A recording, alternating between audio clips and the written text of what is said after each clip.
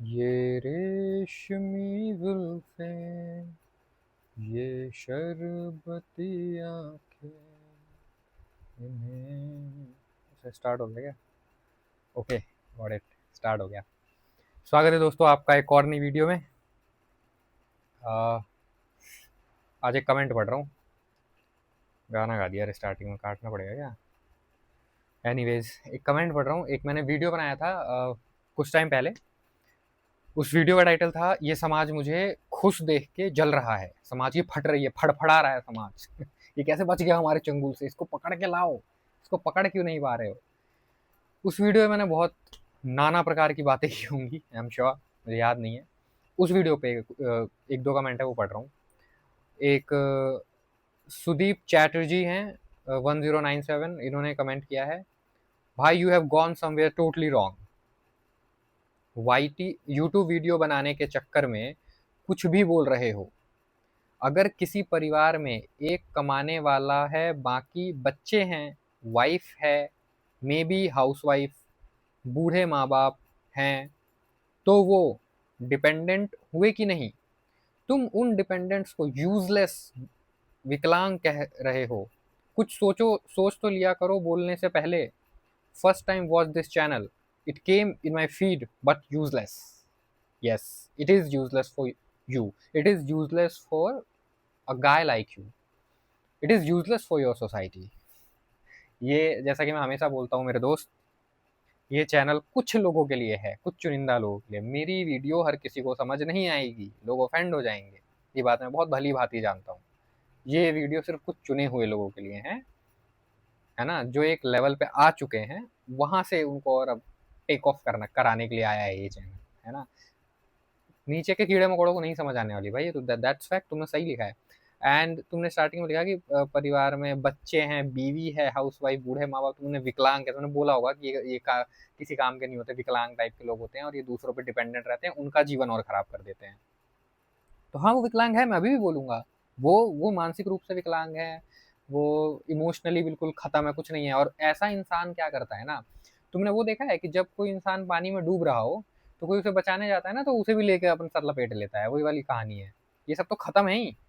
लेकिन जो एक इंसान अर्न कर रहा है अकेला, जैसे तुमने लिखा शायद ये शायद अकेले अर्न करने वाले होंगे अपनी फैमिली के लिए, बुरा लग गया होगा। बट एनीवेज, ये विकलांग होते हैं भाई। मिस्टर चैटर्जी, विकलांग हैं ये। यस, दे आर विकलांग, हैंडीकैप्ड। क्योंकि एक तो ये दूसरों के टुकड़ों पे पल रहे होते हैं।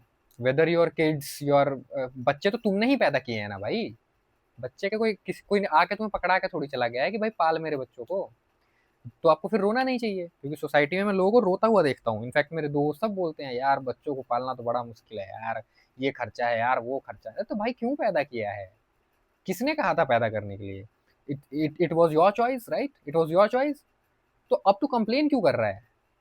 बच्चे पैदा कर दे, कंप्लेन क्यों कर रहा है? उस टाइम तो तुझे बड़ा मजा आ रहा था, जब शादी हो रही थी, शेरवानी पहन के घोड़े पे चढ़ के तू एक दिन का राजा बना था। एक दिन का राजा। जिस इंसान की हालत कुत्ते जैसी होती है, ऑफिस में वो चप्पलों से पिटता है, जूते खाता है अपने बॉस के, है ना। कोई उसको सीधे मुंह देखना पसंद नहीं करता, एकदम लुल्ल कमजोर आदमी, है ना, बहुत घटिया किस्म का आदमी, एक दिन के लिए राजा बनाया जाता है। What's the point? उस घोड़े को भी तुम कष्ट देते हो बैठ के। वो बेचारा घोड़ा तुम्हारे जैसे दूल्हों का बोझ उठा उठा के उसकी रीढ़ की हड्डी सी बन चुकी होती है ना। उस टाइम तुम्हें बड़ा मजा आ रहा होता है, मैं तो राजा, I am feeling like a king, है ना। But you are not. ये तुम ड्रामा कर रहे हो। जो तुम्हें तलवार पकड़ा के हाथ में घोड़े पे बैठा दिया जाता है, तुम्हारे आसपास ढोल नगाड़े बज रहे होते हैं, सारे लोग तुम्हें देख रहे होते हैं, तुम्हारे साथ फोटोज ले रहे होते हैं जैसे कोई सेलिब्रिटी आ गया हो। वही लोग अगर तुमसे क्या 4 दिन बाद मिलेंगे तो क्या वो फोटो लेंगे? पूछो अपने आप से, पूछो अपने आप से, लेंगे? 4 दिन बाद छोड़ दो तुम्हारे साथ, अगले ही दिन क्या कोई लेगा तुम्हारे साथ फोटो? वो क्यों ले रहे हैं तुम्हारे फोटो? और जो तुम लोग जाके फोटो लेते भी हो ना, तुम बताओ मुझे ये बात, तुम जाके उस दूल्हा दुल्हन के बगल में खड़े हो के क्यों लेते हो फोटो? क्या लॉजिक है इसके पीछे? ये मत बोल देना मेमोरी क्रिएट कर। प्लीज ये मत बोलना। तो ये सब करने में तो तुम्हें मजा आ रहा था। वो एक दिन का मजा, जो टेम्पररी प्लेजर होता है, शॉर्ट टर्म प्लेजर होता है, अफ़ीम की तरह, किसी भी शराब की तरह, किसी भी अदर नशे की तरह, उस नशे को तो तुम बहुत एन्जॉय कर रहे थे। अब जो उसका आफ्टर मैथ, उसका जो कॉन्सिक्वेंसेज़ आए, जो परिणाम अब आए हैं तुम्हारी ज़िंदगी में, वो बच्चा, तुम्हारे लव एंड अफेक्शन का परिणाम जो आया है, वो तुम्हें दुःख दे रहा है। अब तुम रो रहे हो। और जब मैं कह रहा हूँ कि ये सारे डिपेंडेंट लोग विकलांग हैं और इनका बस एक ही काम है, एक आज़ाद इंसान की आज़ादी खा जाना, तो ये फैक्ट है, तुम इस पे ऑफेंड भी हो रहे हो। तुम एक ऐसे मरीज हो जो अपनी बीमारी को एक्सेप्ट ही नहीं करना चाहता। पता है, दिक्कत बीमारी में भी नहीं होती। बीमारी से भी बड़ी दिक्कत होती है उस बीमारी को स्वीकार ना करना। समझे? किसी को अगर कैंसर हुआ है ना और वो घर पे ये बोल के बैठा रहे कि नहीं नहीं मुझे कोई कैंसर नहीं, नहीं नहीं, I don't believe in cancer, I don't believe in cancer, हो ही नहीं सकता मुझे तो, है ना, कुछ नहीं कर सकते ना उसका। तो वो तो पड़े पड़े मर जाएगा फिर एक दिन। उसको तो कोई इलाज विलाज का इलाज की तो बात तब शुरू होगी ना जब वो बोलेगा कि यस मुझे है बीमारी। वो खुद ही डिनायल फेज में चल रहा है, वो एक्सेप्ट ही नहीं कर रहा है, तो कैसे होगा? ऐसे ही हो तुम। मैंने बोल दिया ये विकलांग है, मैंने सच बोला, मैंने बोला कैंसर है भाई, तुम्हें कैंसर है। तू नहीं नहीं नहीं, तू, तेरे को शर्म नहीं आई क्या बोलने? तू ऐसे कैसे? बूढ़े माँ बाप को, अरे यार क्या होता है बूढ़े माँ बाप, देखी है तुमने दुनिया, गए हो कहीं? एंड तू ये क्या लिख रहा है भाई? भाई you have gone somewhere totally wrong भाई। यूट्यूब वीडियो बनाने के चक्कर में कुछ भी, यूट्यूब वीडियो के चक्कर में मैं कुछ भी नहीं बना रही। यूट्यूब कुछ भी नहीं है, ये दो कौड़ी का चीज है ये यूट्यूब मेरे लिए। समझ रहे हो मेरी बात? और ये मेरे लिए कोई कमाई वमाई का जरिया नहीं है, मेरा कमाई वमाई का जरिया कुछ और है भाई। मैं बहुत अच्छा कमा लेता हूँ और अच्छी लाइफ स्टाइल मेंटेन करता हूँ उस कमाई से। ये यूट्यूब पे मैं जो कर रहा हूँ ना, इसका कुछ अलग रीजन है। यूट्यूब वीडियोस बनाने के लिए मैं ये सब नहीं बोल रहा हूँ, ये सब मैं बोलता ही हूँ, यूट्यूब का सहारा ले रहा हूँ इसको तुम तक पहुंचाने के लिए। यूट्यूब वीडियोस बनाने के लिए बोलना और अपनी बातों को यूट्यूब के थ्रू लोगों तक पहुंचाना, both are different things. But I don't think तुम्हें समझ में आएगा, इसके लिए थोड़ा सा लेवल चाहिए दिमाग का। तो ये वीडियोस बनाने के चक्कर में नहीं भाई, दिस इज समथिंग फैक्ट जो मैं बोल रहा हूँ। अगर किसी परिवार में एक कमाने वाला है, बाकी बच्चे हैं, वाइफ है, बूढ़े माँ बाप हैं, हाउस वाइफ, तो ये गलती है कुछ ना कुछ भाई। अगर इस तरह की सिचुएशन क्रिएट है ना आपकी लाइफ में, तो कुछ तो ऐसा एक्शन हुआ है पास्ट में, आपके पेरेंट्स के थ्रू, आपके थ्रू, आपके पार्टनर के थ्रू, या इस सोसाइटी के थ्रू, ये फेलियर है। आपने कुछ गलत किया है तभी आप ऐसी लाइफ लीड कर रहे हो, है ना? अगर आप, तो आपको ये पूछना चाहिए था कि इसको सही कैसे करें, खुद से पूछना चाहिए था आपको। खुद से तो पूछो, पहले वही बात आती है ना, पहले एक्सेप्ट करना होता है, दूसरा प्रोसेस बाद में स्टार्ट होता है। सबसे पहले एक्सेप्ट करना होता है, yes there is some problem, और अब मैं उस प्रॉब्लम का सॉल्यूशन ढूंढ के इसे सही कर दूंगा। लेकिन उससे पहला तुम पहला ही स्टेप नहीं पार कर पा रहे हो भाई। मुश्किल होता है, मैं मानता हूँ, एक्सेप्टेंस मुश्किल होता है। ब्रेकअप के बाद लोगों को एक्सेप्ट करने में बड़ा टाइम लग जाता है। मेरे को कैसे छोड़ के चली गई, मेरी नहीं हुई तो किसी की नहीं हो सकती। ऐसा नहीं होता। सिचुएशंस को एक्सेप्ट करना सीखो। सिचुएशन को एक्सेप्ट करना सीख जाओगे ना, तो बीमारी से भी बाहर निकल जाओगे। तुम जो एक दिन के शहंशाह बने थे, घोड़े पे बैठ के, उस बेचारे घोड़े पे जिसपे तुम्हें तरस नहीं आया, उस घोड़े को ढंग से खाना भी नहीं खिलाया जाता। आई एम नॉट श्योर वो घोड़ा होता है घोड़ी होती है, उसे ढंग से खाना भी नहीं खिलाया जाता है।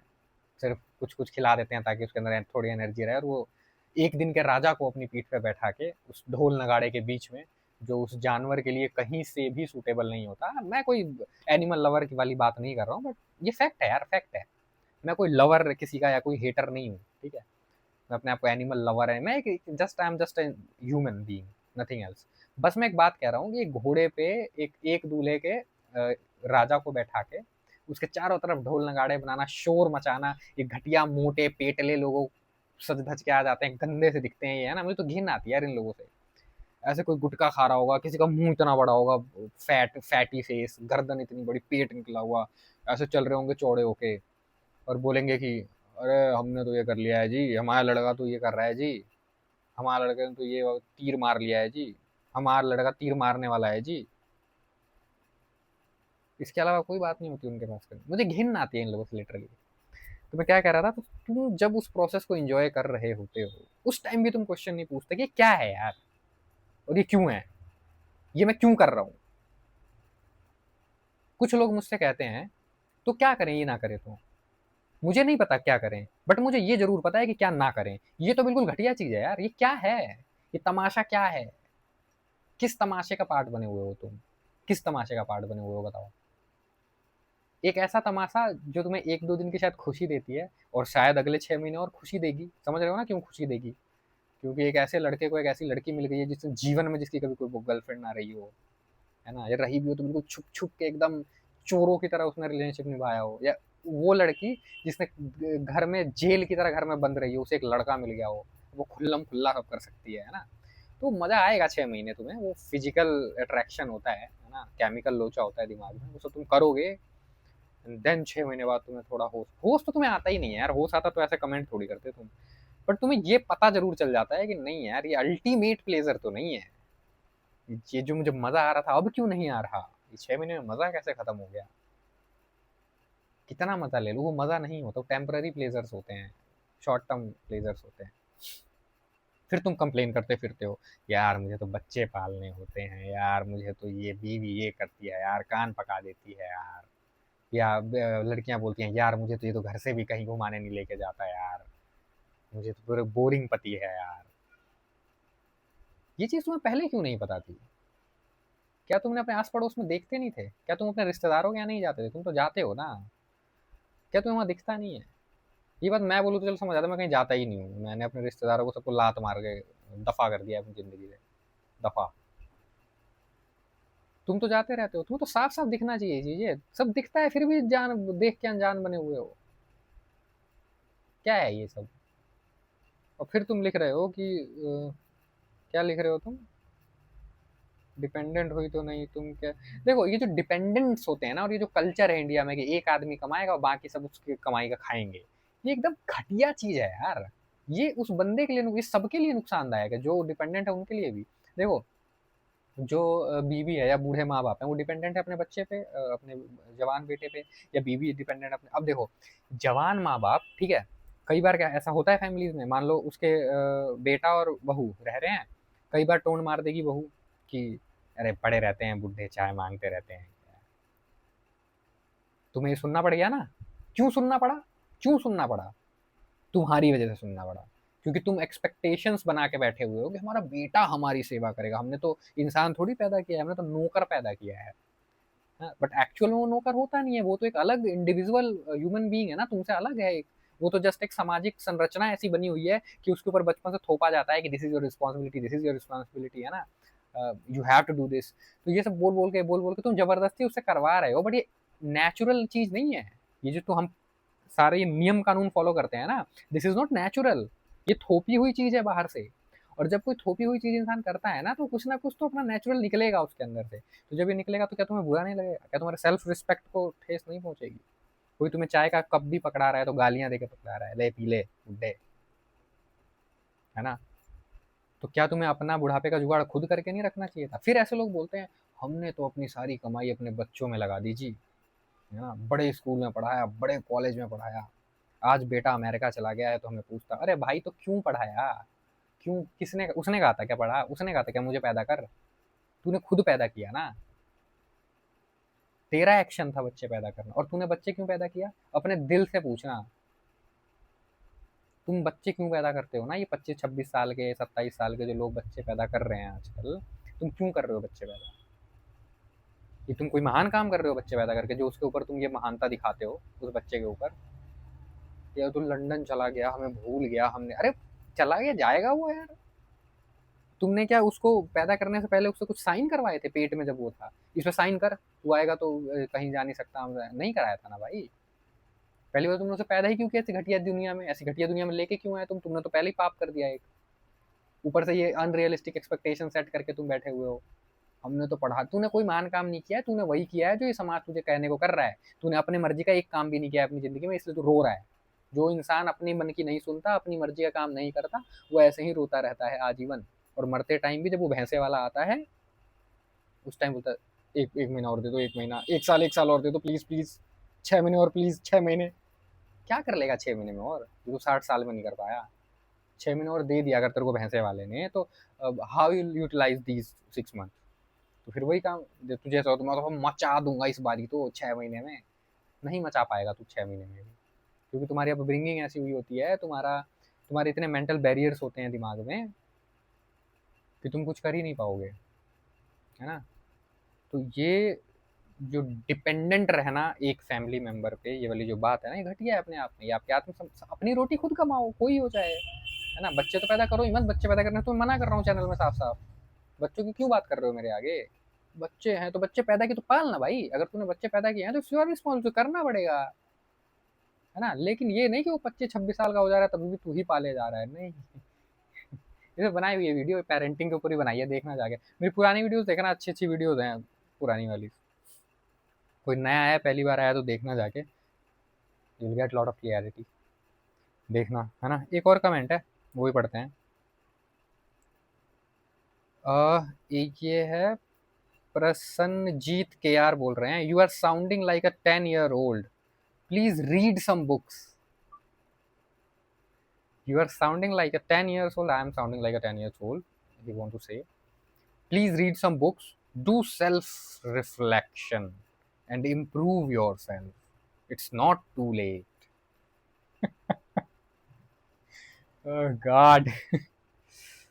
Please read some book. यार देखो, बुक कौन सी बुक पढ़ूँ ये भी लिखना तुम कमेंट में, कौन सी बुक तुम्हें लग रहा है मैंने नहीं पढ़ी है या मुझे पढ़ना चाहिए, और तुम्हें ऐसा क्यों लगता है कि बुक पढ़ना जरूरी है, और तुम ऐसा कैसे कह सकते हो कि सेल्फ रिफ्लेक्शन क्या होता है। ये सेल्फ रिफ्लेक्शन इन बड़े बड़े शब्दों में तुम्हें फंसाया जाता है, बड़े बड़े धर्म गुरुओं के द्वारा, इस सोसाइटी के सो कॉल्ड सूडो इंटेलेक्चुअल्स के द्वारा, है ना। ये बड़े बड़े शब्दों, सेल्फ रिफ्लेक्शन करो ब्रो।